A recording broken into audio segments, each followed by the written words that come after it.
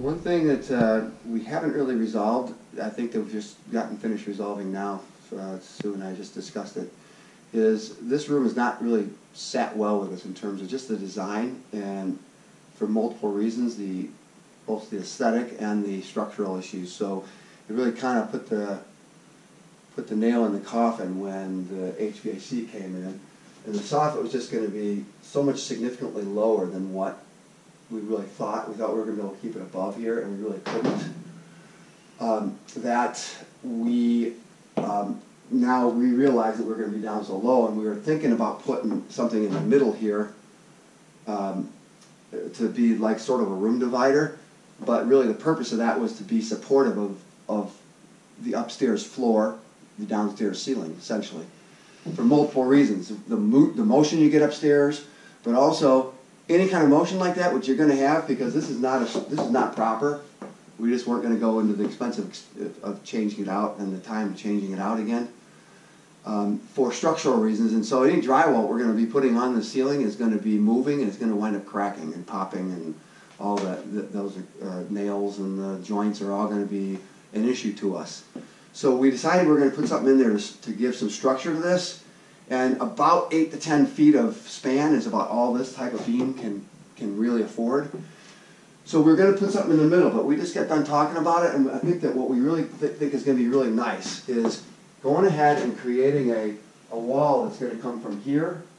It's going to come out to about midway in the room, about 11 feet, and it's going to serve the purpose of being supportive of this beam. And so then the only span we're really going to have here that's a free span is from here to down there. And so that will be actually within the rating of a triple 2x12 pine. And so we really believe that that will be good enough for what we need to do. And so this will be supported. Then plus then on this side, the soffit being lower, it's a lot different to have a soffit that's low than it is to have like an overhang or a ceiling or a walk-through. It just was going to be way too low to really use as a walk-under for a door entry. So that's what we're going to do. We're going to build a wall about 11 feet out. It's going to be encasing this here.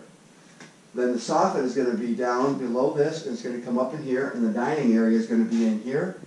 And then this is just going to be a walk-through, and this is also raised up high enough here that we've got like an inch or two more clearance from here, and definitely easy clearance on this. And so this will be an opening so that anybody kind of in this area over here, if we have large gatherings, would have a nice clear view of over here. Likewise, anybody sitting in the dining area would have a nice clear view of there. Their view would be obstructed from each other, but you know, our idea for this room is we wanted a large room.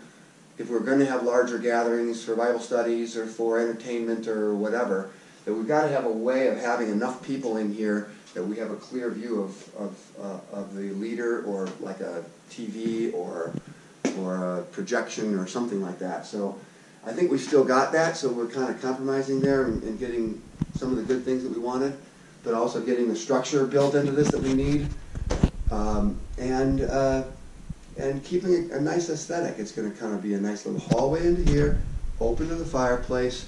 That's going to be kind of isolated or kind of set off in its own area by this wall. This area over here could be a nice little nook of its own. This area here likewise, and then the dining area over there. So I think we're doing good with that design, and we're going to get a wall built.